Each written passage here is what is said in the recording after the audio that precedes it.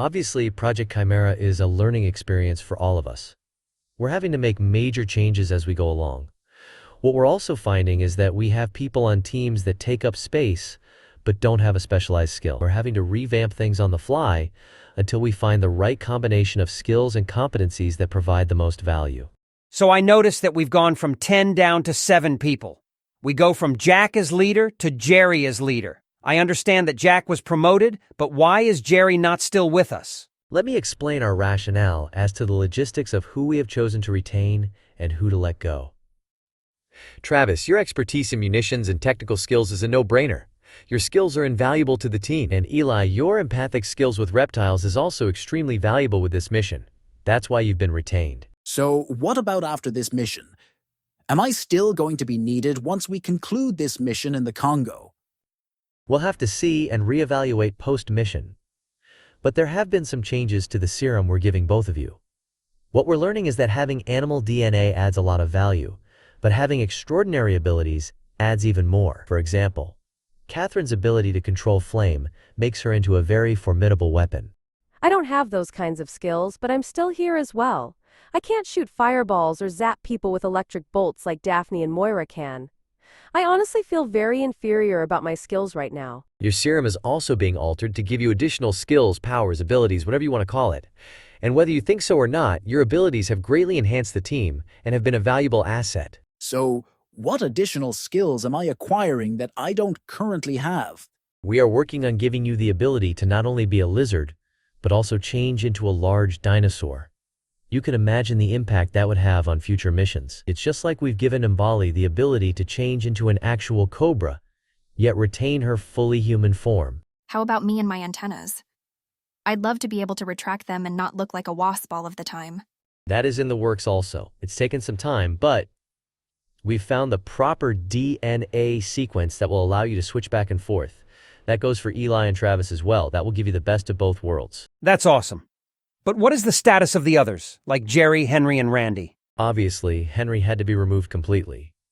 He's been given the serum that reverts him back to being a normal man. He turned out to be a disruption to the team, as a lot of people said he would be. Jerry was in over his head. It was obvious he was not the decision-maker and leader that Jack was. He's a good man and will still be valuable, but we didn't see him as necessary for this team any longer. We tried to help Jerry the best we could. To be honest, we all could see that he was struggling. He made some bad decisions, and we stepped in and tried to direct him toward better ones. Yes, he was about to start a forest fire for no reason, but I helped to change his mind so that didn't happen. But a leader can't be making dangerous decisions like that. We think he has great potential, however. He will be in leadership training with some others who also have potential. Nancy, you will gain the ability to fly and shoot venom, which is actually a taser-like stun ray, as part of your arsenal, so you will have extra abilities that make you extremely valuable. Wow, that's fantastic. So how soon will these new abilities appear? They'll appear gradually, although right now I can't give you an exact time frame. But it won't take long. Also, you have destroyed one lab, but intel informs us that there are others. That's exactly what I've been saying. Actually, we all have, but that's been my belief all along. Just based on the resistance we've faced from those guarding the labs. They wouldn't still be making as much effort as they have been if there weren't more. That's really all I have for now. I know it's been an adjustment going from an all-male team to what you are now, but we feel we have the best personnel for the job, so continue to search for those additional labs and put a stop to their operations for good. Why is it that with each new uniform design, they get skimpier and skimpier? My understanding is that there is more than one motive. I've actually heard that they're trying to turn us into some superhero sex symbol group. They're even planning on doing a swimsuit calendar. I thought we were supposed to be a covert operation that nobody even knew about. Oh, hell no. I'll bet you guys were even unaware that they had us on the cover of a magazine. What? Now I'm getting pissed. Nothing like that was ever discussed with me, or anyone else on the team as far as I know. I can understand the sex symbol thing simply because I'm on the team. I can see where that would be a big draw. Wait. Sniff, sniff. Do you smell that? I'm smelling a whole load of bullshit. It may be funny for you guys, but with us it's serious. This is nothing but outright exploitation. Look at it this way. It may be an opportunity to make a lot of money.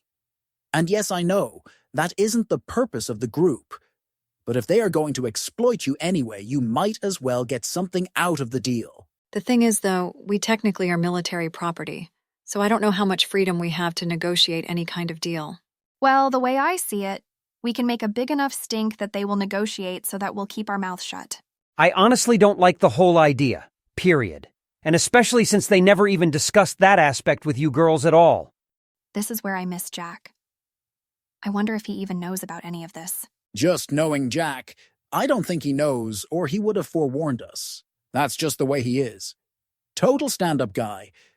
The thing we need to guard against, though, is losing our motivation. If we lose that, we might not be as focused and careful as we need to be. I went through a lot of that garbage when I got into modeling. One of the first things they tried to get me to do was to take off my clothes, which I refused to do. They kept telling me that I wouldn't progress in the modeling industry unless I was willing to do certain things. But I didn't care, because I knew it was only a temporary thing to make some money. You were really good at it, too. You're such a cutie and such a natural beauty. It was like it came second nature to you, even though you grew up here and knew nothing about it. I learned really fast, though. It was a total culture shock for me, especially ending up in Los Angeles, which is probably the worst situation I could have placed myself in. It's still amazing to me how quickly you caught on to everything. You have to be one of the smartest people I've ever met. Thank you. I appreciate that. I'm just glad I ended up with this group of people. You all taught me a lot. I really miss Jack and even Victor. Just as a friend, of course. I still feel kind of guilty of what Victor gave up for me. But he never told you how he really felt. You had no way of knowing that he was going to give up being in the hybrid program because he was planning on marrying you. I think he assumed that because you were from the jungle and not the city, that you would be flattered he wanted to marry you. He was very nice, and I liked him a lot as a friend, but I never had any romantic feelings toward him at all. I could tell he liked me, but I assumed it was just as a friend, the same as I felt about him. That's why direct communication is so important. But the problem is, so many want to play games, which makes guys shy about sharing how they feel. It's that old fear of rejection. I think sometimes people don't share how they really feel because of that. I guess they feel that they can just string along the fantasy and feel there's hope as long as the other person doesn't tell them no. Been there, done that. There was this girl in high school that I really liked. I never told the girl I was interested, but I would fantasize about us and our future life together. And as long as I didn't actually ask her out and be told no, I could keep the dream alive. I finally got enough courage to ask her to the prom, and that's when I got that old proverbial "let's just be friends" speech. One thing I learned a long time ago, if a girl likes you, she will make it evident. Most girls are nice and polite and don't want to hurt a guy. And the guy will mistake the girl being nice as a sign of interest. But if a girl likes you, she will pursue you and will make it very plain. So I got to where I wouldn't waste my time on those who were just nice. Them being nice to me meant nothing. But how does a girl show that they're interested without being obvious? Most marriages are arranged in the jungle, so we never had to deal with that. The mate was already chosen for us. But I was frowned upon, because I refused to marry the guy that was chosen for me. My understanding is that refusing that could cause some real problems within the community and between the families. Was that the case with you? Most definitely. That was one major reason that I was chosen for the sacrifice where Marcus rescued me. Since the sacrifice required a virgin, and since I had refused to marry the man chosen for me, they decreed that I would die a virgin and be the one sacrificed to the gorilla god. That's absolutely horrible. Mbali, I don't mean to criticize your tribe or its customs, but I don't like it when a person has no free will in an important decision. I do understand that the majority of arranged marriages end up working out, but that still doesn't make it right, at least in my humble opinion. Mbali is more of a free thinker than the other girls in her village, from what she told us. I remember Mbali telling me that she wasn't like the other kids. She was much more curious and adventurous, wanting to see what was outside of their small world here. I'm still amazed at her transformation from when we first met to now. Honestly, it almost seems like it was a completely different person that Marcus rescued. Yes, it does seem a little strange to me. I knew absolutely nothing but my tribe and what was in the jungle. Now I've lived in a big city with things I never knew existed, and it feels normal to me now. I remember when Jack showed me the videos of the big cities. I was in shock. I know we'd like to sit around and keep discussing all this, and it has been informative and interesting. But I have this gut feeling that lab we destroyed was an outlier, and not their main headquarters. I would have definitely thought there would have been way more people there than we encountered. So I definitely agree with Kat. We haven't found their main vein yet.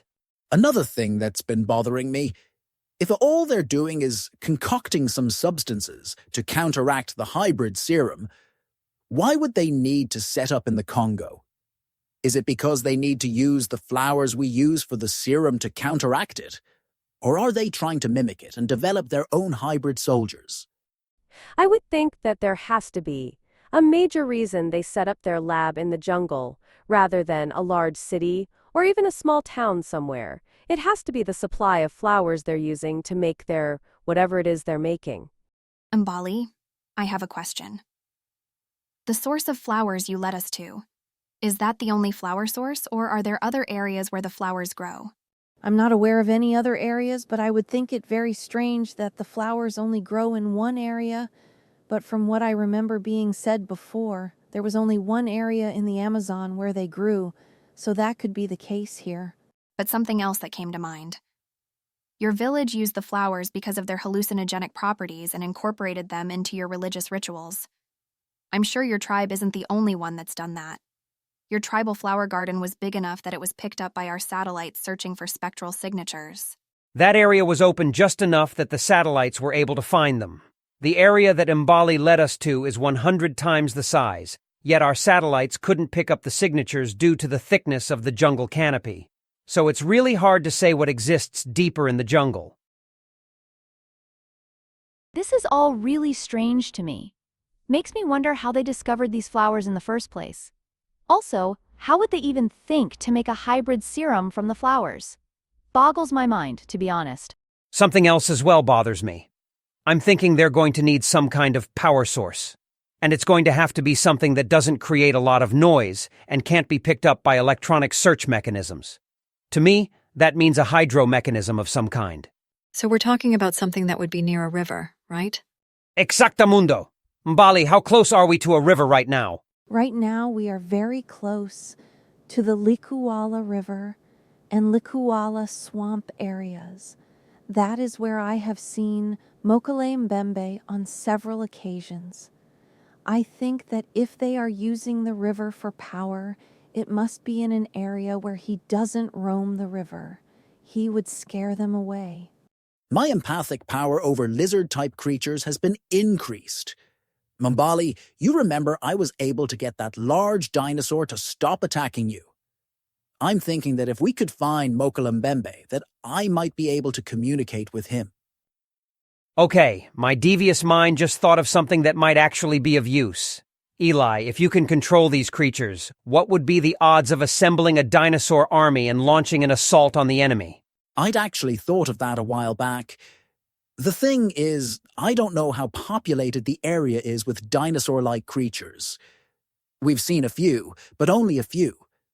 I think that if the population was very large, we'd be seeing a lot more than we have. It's kind of hard for creatures that size to hide in the bushes. But if you have that kind of power over them, I wonder if there's some way you could connect with them telepathically and have them gather in one spot. If there is, I have no idea how to do it. If we were to find even 2 or 3 of those the size of the one that attacked Mbali, that would be all we need. You and me both. That would be hilarious. Not for the enemy, of course. I don't think they'd appreciate it much. Mbali, any idea where there might possibly be a concentration of dinosaurs in this unexplored area? Or supposedly unexplored anyway. It's going to have to be near some kind of water source in order for them to survive. But there are many branches that start at the Likuala River with plenty of water. that would sustain a large population. I know that my grandfather told us many stories of the creatures that inhabit the Likuala swamp. Some of that has been explored, but it is such a vast region that most of it has probably never been seen by man.